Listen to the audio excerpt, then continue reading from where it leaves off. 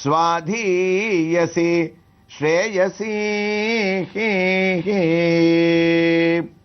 நம்முடைய நாராயணியத்தில் நாம் அனுபவித்துக் கொண்டிருக்கக்கூடிய ஸ்ரீ வேணுகோபாலனுடைய திவ்ய தரிசனத்தை அடையக்கூடிய கோயில் உங்க எல்லாருக்கும் தெரியும். சென்னை திருச்சி தேசிய நெடுஞ்சாலையில் கூடுவாஞ்சேரிக்கு சமீபத்திலேயும் பொத்தேரி புகைவண்டி நிலையத்திலிருந்து சுமார் 2 கிலோமீட்டர் தூரத்திலேயும் அமைந்திருக்கக்கூடிய தைலாவரம் என்ற ஊரில் குடிகொண்டிருக்கக்கூடிய ஸ்ரீ ருக்மிணி ராதா சமேதனான ஸ்ரீ வேணுகோபால சுவாமியினுடைய திருக்கோயிலில் கோஷ்டத்திலே எழுந்தருளியிருக்கக்கூடிய எல்லா சுவாமிகளையும் விஷ்ணு துர்க்கை வரை நாம் தரிசித்து இப்போது விமானத்திலே நம்முடைய பக்தியான பார்வையை நாம் செலுத்துகின்றோம். ஆம், மூலவருக்கு அமைந்திருக்கக்கூடியது இங்கு அழகான விமானம். அந்த விமானத்திலே பார்க்கடல் சயனனாக நஞ்சரவில் துயிலமர்ந்த நம்பி என்றும் வம்பார்ப்பும் வயலாளி மைந்தா என்றும் அஞ்சிறைய புட்கொடியே யாரும் பாடும் அணியரங்க மாடுதுமோ தோழி என்னும் என்று ஆழ்வார் வர்ணித்தபடி பார்க்கடல் சயனனாக பார்க்கடலுள் பையத்துயின்ற பரமனாக தனக்கே உண்டான கம்பீரத்துடன் தன்னுடைய திருவடிகளை நீட்டிக்கொண்டு எம்பெருமான் சயனித்துக் கொண்டிருக்கக்கூடிய அழகான ஒரு காட்சி. நாபி கமலத்திலே நம்மையெல்லாம் சிட்டிக்கக்கூடிய நான்முகனான பிரம்மா அந்த ஒரு திவ்ய வைபவத்தோடு பார்க்கடலிலே இருக்கக்கூடிய பரந்தாமனை நாம் தரிசித்து சற்றே நம் பார்வையை அதை தாண்டி செலுத்தினோமே ஆனால் லக்ஷ்மி நாராயணனாக பகவானுடைய ஒரு தரிசனம். ஆம், ஒரு திருவடியை தொங்க போட்டுக்கொண்டு தொங்க விட்டுக்கொண்டு மற்றொரு திருவடியை மடக்கி தன்னுடைய மடியிலே மகாலட்சுமியை அமர்த்தி கொண்டு மற்றொரு திருக்கைகளால் அந்த மகாலட்சுமியை அணைத்துக் கொண்டும் ஒரு திருக்கையால் அபயகஸ்தத்தில் நமக்கு அருளை வாரி வழங்கிக் கொண்டும் அந்த மகாலட்சுமியானவள் அவனுடைய திருமுகத்திற்கு நேரே தாமரை பூவை தூக்கி பிடித்துக் கொண்டிருக்கக்கூடிய காட்சியின் தரிசனத்தோடு நாம் இப்போது லக்ஷ்மி நரசிம்மரை இங்கே தரிசிக்கின்றோம். லக்ஷ்மி நாராயணர் போல் அவரும் தன்னுடைய மடியிலே மகாலட்சுமியை அமர்த்தி கொண்டு சங்கு சக்கரங்களுடன் ஒரு ஹஸ்தம் அபயஹஸ்தமாக காட்சியளிக்கின்றார். 2 லட்சுமிகளுக்கும் ஒரே உருவம், ஒரே கடாட்சம். எம்பெருமானுடைய முகத்திலே வேறுபாடு. அங்கு நாராயணனாக சாந்தமாக இருக்கக்கூடியவர் இங்கு ஸ்ரீ நரசிம்ம மூர்த்தியாக தனக்கே உண்டான சிங்கமுகத்துடன் காட்சியளிக்கக்கூடிய அந்த நரசிம்மரை தரிசித்தோமே ஆனால் அவருக்கு மேலே லக்ஷ்மி இல்லாமல் ஒரு நரசிம்மரானவர் நமக்கு காட்சியளிக்கின்றார்.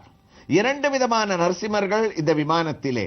எப்படி மேலே இருக்கக்கூடிய மகாலட்சுமி இல்லாத நரசிம்மர் பிரகலாதனை ரட்சிப்பதற்காக பள்ளியில் ஓதி வந்த தன் சிறுவன் வாயிலோர் 1000 நாமம் ஒல்லியவாகி போகவான் கதனுக் கொன்றுமோர் பொறுப்பிலனாகி பிள்ளையை சீறி வெகுண்டு தூண் புடைப்ப பிறையை இற்றனல் விழி பேழ்வாய் நரசிம்மனாக தான் மட்டும் எழுந்து இரஞ்சனை வதைத்த அவதார நரசிம்மர் தனியாக மேலேயும் நரசிம்ம அவதாரத்தினுடைய காரியம் முடிந்தவுடன் அவருக்கு சாந்தத்தை ஏற்படுத்த மகாலட்சுமியானவள் அங்கு வந்து சேர அவளை மடியிலே அமர்த்திய கோலத்துடன் இருக்கக்கூடிய லக்ஷ்மி நரசிம்மரையும் 2 நரசிம்மர்களை அழகாக நாம் தரிசித்துக் கொண்டே அந்த கோயிலை வலம் வந்து மூல உற்சவ மூர்த்திகளை தரிசிப்பதற்காக நுழைய எத்தனிக்கும் போது சற்றே திரும்பினோமே ஆனால் வைணவ ஆலயங்களிலே இருப்பது போன்ற அழகான பெரிய திருவடியான கருடன் இங்கு சிறிய உருவத்திலே காட்சியளிக்கக்கூடிய நம பன்னகனத்தாய வைகுண்ட வசவர்த்தினே சுதிசுந்து சுதோத்பாத மந்தராய கருத்மதே என்ற கருடனுடைய அழகான காட்சி. வேணுகோபாலனையும் அங்கு இருக்கக்கூடிய ராதா ருக்மிணி பிராட்டிகளையும் தேவிமார்களையும் பார்த்து தன்னுடைய 2 கரங்களை பக்தியோடு கூப்பியவாறே மஞ்சள் வஸ்திரங்களை அணிந்து கொண்டு ஆபரணங்களை சார்த்திக் கொண்டு தன்னுடைய மூல விக்கிரகத்தில் சுயமாகவே நாகாபரணங்கள் சார்த்தப்பட்டிருக்க தனக்கே உண்டான கம்பீரத்துடன் இருக்கக்கூடிய பெரிய திருவடியான கருடனை தரிசித்துக் கொண்டு உள்ளே இருக்கக்கூடிய மூல உற்சவமூர்த்திகளை தரிசிப்பதற்காக நாம் உள்ளே நுழைகின்ற ஒரு பாவத்திலே நாராயண பக்தியினுடைய அந்த பட்டத்திரியினுடைய ஸ்லோகமானது பக்தி பாவத்துடன் त्वत्प्रेमात्मक भक्तिरेव सततं स्वादीयसी ஸ்ரேயசி. குருவாயூரப்பா, இவ்வளவு ஸ்லோகங்களிலேயும் நாங்கள் எதை திருப்பி திருப்பி சொன்னாலும் நாங்கள் புரிந்து கொள்ளக்கூடிய தத்துவம் ஒன்றே ஒன்று. ஞான கர்ம மார்க்கங்களை தாங்கி நாங்கள் பக்தி பாவத்திலே ஈடுபட்டு விட்டோம். அந்த பக்தியானது எவ்வாறு ஏற்படும்? பகவத் பாகவத கைங்கரியங்களை செய்வதால், ஒரு பெரியாழ்வார் போன்றும் ஒரு திருக்கட்சி நம்பிகள் காஞ்சிபுரத்திலே செய்த ஆலவட்ட விசிறியை வீசக்கூடிய கைங்கரியங்கள் போன்றும், அனந்தாழ்வானவர் திருமலை க்ஷேத்திரத்திலே நந்தவனம் அமைத்து பகவானுடைய திவ்ய தரிசனத்தை கூட வேண்டாமல் கைங்கரியத்தையே பிராப்தமாக கொண்ட அவரை போன்று நாங்கள் கைங்கரியங்களை செய்வதால் உன்னுடைய பக்தியிலே ஈடுபடலாம். அது மட்டுமா, பற்றற்று புகழ்ச்சியையும் இகழ்ச்சிகளையும் ஒன்றாக பாவிக்கக்கூடிய பாவம் எங்களுக்கு ஏற்பட வேண்டும். எது கிடைத்தாலும் குருவாயூரப்பா, எங்களுடைய மனதானது திருப்தி அடையக்கூடிய ஒரு சிந்தனையானது ஏற்பட வேண்டும். நிலையான புத்தி உடையவர்களாக நாங்கள் இருக்க வேண்டும். முதலிலே கோபத்தை ஒழிக்க வேண்டும். ஆசையை அறவே நாங்கள் வெறுக்க வேண்டும். மற்றவர்களிடத்திலும் குடும்பத்திலே இருப்பவர்களிடத்திலும் அன்பாக இருக்க வேண்டும். இனிய இன்சொல்களை நாங்கள் எங்களுடைய வார்த்தைகளையே உபயோகிக்க வேண்டும். இவ்வளவு சிந்தனைகளை எங்களுடைய ஓட்டத்திலே விட்டு, இப்போது தங்களிடத்திலே நான் விண்ணப்பித்த 8 விதமான மார்க்கங்களிலே ஏதாவது சிலவற்றை நாங்கள் கைக்கொண்டு கிருஷ்ணா நாராயணா என்று உன்னுடைய நாம சங்கீர்த்தனத்தை நாங்கள் செய்தோமேயானால், त्वत्प्रेमात्मक भक्तिरेव सततं स्वादीयसी ஸ்ரேயசி. உன்னுடைய பிரேமையானது எங்களுக்கு பக்தியை உண்டாக்குவதற்காக உன்னால் அளிக்கப்பட்ட ஒரு விஷயமாக அமைகின்றது என்று நாராயண பட்டத்திரி இந்த ஸ்லோகத்தை அழகாக பூர்த்தி செய்யக்கூடிய ஒரு வைபவத்திலே இவர் பக்தி பக்தி என்று சொல்லுவதை ஆதிசங்கர பகவத்பாதர் அழகான ஒரு ஸ்லோகத்திலே பட்டத்திரியோடு ஒப்பிட்டு காண்பதை கண்டிப்பாக நாம் இங்கே சிந்திக்க வேண்டும். மார்காவர்த்தித பாதுகா பசுபதே ரங்கஸ்ய கூர்ச்சாயதே கண்டூஷம்பு நிஷேவனோ புரரிபோகம் திவ்யாபிஷேகாயதே கிஞ்சித் பக்ஷிதமம் சசேஷ கபலம் நவ்யோபகாராயதே பக்திகி பக்திகி ந கரோத்வனச்சரோ பக்தாவதம் சாயதே. பக்திக்கும் ஆதிசங்கர பகவத்பாதால் பக்தியினுடைய பெருமைக்காக எழுதிய அழகான ஸ்லோகம். பட்டத்திரியினுடைய வார்த்தைகளும் இதுவும் ஒன்றாக சேரக்கூடிய அழகு. தெய்வங்கள் வேறு. காளகஸ்தி என்று ஆந்திராவிலே திருமலைக்கு கீழ் ஒரு க்ஷேத்திரம். அங்க இருக்கக்கூடிய கண்ணப்பன் என்ற ஒரு வேடனுக்கு ஒரு சிவலிங்கமானது கிடைத்ததாம். உடனே எதிரே இருக்கக்கூடிய பெரியவர்களை கேட்டான், இதை எவ்வாறு நாங்கள் பூஜிப்பது? அவர்கள் கூறினார்கள், கண்ணப்பா, சிவனுக்கு அபிஷேகத்தை செய்ய வேண்டும், ஒரு அர்ச்சனையை செய்ய வேண்டும், ஒரு நைவேத்தியத்தை சமர்ப்பணம் செய்ய வேண்டும் என்று கூறினார்கள். இதை மனதிலே வாங்கிக் கொண்டான். அந்த சிவலிங்கத்திற்கு அவன் பூஜை செய்வதற்காக கிளம்பக்கூடிய அழகை பகவத்பாதால் வர்ணிக்கின்றார். மார்காவர்த்தித பாதுகா பசுபதே, காலில் பாதரட்சையை போட்டுக் கொள்வானாம். எதற்காக? முதல் நாள் போட்ட புஷ்பங்களை தள்ளுவதற்காக. ஏன் 2 கைகள் அவனுக்கு என்ன ஆயிற்று? ஒரு கை நிறைய சிவனுக்கு அர்ச்சனை செய்வதற்காக வில்வ புஷ்பங்களை எடுத்திருப்பான், வில்வ தலங்களை கையிலே வைத்திருப்பான். மற்றொரு கையிலே அவருக்கு நைவேத்தியம் செய்வதற்காக தான் சாப்பிட்டு ருச்சி பார்த்து சபரி ராமனுக்கு அளித்தது போல ருச்சி பார்த்த அந்த ஒரு ஆகாரத்தை வலது கையில் வைத்திருப்பான். அப்போது அவருக்கு அபிஷேகம் செய்ய வேண்டும் என்று சொன்னார்களே, அதற்கு என்ன செய்வது? அவன் என்ன செய்தான் என்று கேட்டால் நம்முடைய உடம்பு சிலிர்க்கும். தன்னுடைய வாய் நிறைய தீர்த்தத்தை ரொப்பிக் கொள்வானாம். நேரே அந்த சிவலிங்கத்திடம் சென்று தான் முதல் நாள் போட்ட பூக்களை சற்றும் எதிர்பார்க்காமல் தன்னுடைய காலை உயர்த்தி பாதரட்சையை கூட கீழே கயற்றி விடாமல் மார்காவர்த்தித பாதுகா பசுபதே அந்த பாதரட்சையால் தள்ளுவானாம். கேட்கும் போது நமக்கு உடம்பு சிலிர்க்கின்றது. அவனுக்கு பல பாவங்கள் சேர்ந்திருக்குமே.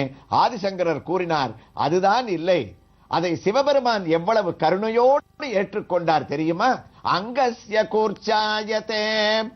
சிவாச்சாரியர்கள் அந்த கோயில் கதவை திறந்து கையிலே கூர்ச்சம் என்று சொல்லக்கூடிய தர்பங்களை வைத்துக் கொண்டு பயபக்தியுடன் தள்ளினால் எவ்வாறு ஏற்றுக்கொள்வாரோ அந்த பாவம் அவர் சந்தோஷமாக ஏற்றுக்கொண்டார். ஆக பூக்களை தள்ளியாகிவிட்டது, அபிஷேகத்தை நடத்த வேண்டுமே. மேலே வாயிலே இருக்கக்கூடிய அந்த ஒரு தீர்த்தத்தை சிவலிங்கத்தின் எதிரே நின்று கொண்டு கண்டு ஷாம்பு நிஷேவனம் புரரி நேரே வாயால் தீர்த்தத்தால் அபிஷேகம். இப்படி செய்யலாமா? நம்முடைய மனசு சிலிர்க்கின்றது. ஆனால் ஆதிசங்கரர் கூறினார், என்னுடைய சிவபெருமான் எவ்வாறு ஏற்றுக்கொண்டார் தெரியுமா? திவ்யாபிஷேகாயத்தே, திவ்யமான அபிஷேகமாக ஏற்றுக்கொண்டாராம். திவ்யாபிஷேகம் என்பது இரண்டு புறமும் சிவாச்சாரியர்கள் நின்று கொண்டு 16 விதமான உபச்சாரங்களை செய்து சந்தனம், பால், தயிர், தேன், பஞ்சாமிர்தம் முதலியவற்றால் அபிஷேகம் செய்தால் எவ்வளவு சந்தோஷமோ அவ்வளவு சந்தோஷம். அதற்கு அடுத்தது அர்ச்சனை. எந்த விதமான மந்திரங்களும் கிடையாது. இடது கையால் இருக்கக்கூடிய வில்வத்தை சிவலிங்கத்தின் மேல் வீசுவான், அலட்சியமாக வீசுவான். அதை லட்ச கோடி அர்ச்சனை செய்ததாக ஏற்றுக்கொண்டாராம். அடுத்தது நைவேத்தியம். தான் சாப்பிட்டு ருசித்த ஆகாரத்தை வலது கையில் வைத்துக் கொண்டு சற்றே அலட்சியமாக கிஞ்சித் பக்ஷிதமம் சசேஷ கபல, அதை எவ்வாறு ஏற்றுக்கொண்டார்? நவ்யோபகாராயதேக, பலவிதமான அன்ன பிரசாதங்கள், இனிப்பு வகைகள் திரையை போட்டு வாயிலே துணியை கட்டிக்கொண்டு சிவாச்சாரியர்கள் பயபக்தியுடன் மணியை அடித்துக் கொண்டு அவருக்கு நைவேத்தியம் செய்தால் எவ்வாறு ஏற்றுக்கொள்வாரோ அவ்வளவு உபகாரங்களுடன் நைவேத்தியம் செய்வதாக ஏற்றுக்கொண்டாராம். இந்த ஸ்லோகத்தை கேட்கும் போது நாம் ஒரு முடிவுக்கு வரக்கூடாது. என்ன முடிவு? ஓஹோ, பகவானுக்கு சரியாக பூஜை செய்தால் திருப்தி இல்லை போலும், நாமும் நாளையிலிருந்து இவ்வாறு பூஜையை ஆரம்பிக்கலாமா? அதற்குத்தான் பக்தி பாவத்தை சொல்லி ஆதிசங்கரர் முடிக்கின்றார். அவன் இவ்வாறு செய்ததையெல்லாம் பாதரட்சையால் தள்ளினதை கூர்ச்சத்தால் தள்ளியதாகவும், சாப்பிட்டு பார்த்த ஆகாரத்தை பெரிய உபகாரமாகவும், வாயிலிருந்து நீரை பெருகினால் அது திவ்ய அபிஷேகமாகவும் அவர் ஏற்றுக்கொண்டாரே. அதற்கு காரணம் என்ன தெரியுமா? பக்தி கிம் ந கரோத்யகோ வனசரோ பக்தாவதம் சாயதே. அவனுக்கு ஏற்பட்ட மனதிலே இருந்த அந்த ஒரு பக்தி, அந்த ஒரு பக்தியோடு நாம் எந்த காரியத்தை பூஜை செய்ய வேண்டும், அபிஷேகம் செய்ய வேண்டும், அர்ச்சனை செய்ய வேண்டும், நைவேத்தியம் செய்ய வேண்டும் என்ற ஒரு சிந்தனையோடு செய்தால் அதற்கு பக்தி. நல்ல சிந்தனை இல்லாமல் எவ்வளவு உபச்சாரங்களை செய்தாலும் அதை அவர் ஏற்றுக்கொள்ள மாட்டார். அந்த பக்தி அவனுக்கு இருந்ததால் கண்ணப்பனை நாயனாராக ஆக்கி 63 நாயன்மார்களிலே ஒருவராக அவன் ஜொலிப்பதற்கு காரணம் பக்தி கிம் நகரோத்யகோ. அதே தான் இங்க நாராயண பட்டத்திரியும் அந்த பக்தி பாவத்தோடு உன்னை தொத்பிரேமாத்மக பக்தி ரேவ சததம் ஸ்வாதீயசி ஸ்ரேயசி, பயனுக்குள் பயனின்றி கடமைகள் செய்திடும் பண்பு மிகு கர்மயோகம் நயனுற காலத்தை தாண்டியே தன் பயனை நாளுமே தந்திடுவதாம் வியனிறம் உபடிதத்த ஞானமோ ஞானமோ இந்திரிய உணர்வினை தாண்டி நிற்கும் பலன் மிகும் பக்தியே என்றென்றும் உயர்நலம் அளித்திடும் கண்ணா. பக்தியே உயர்நலம் அளித்திடும் கண்ணா என்று நான் இனி அறிந்தேன் என்ற தமிழ் பாட்டுடன் நாராயண பட்டத்திரி 2வது தசகத்தினுடைய 8வது ஸ்லோகத்தை பூர்த்தி செய்ய, அடுத்த ஸ்லோகத்தை இந்த திருக்கோயிலிலே இருக்கக்கூடிய சுவாமியினுடைய திவ்ய தரிசனத்தோடு அடுத்த பகுதியிலே நாம் கேட்கலாம்.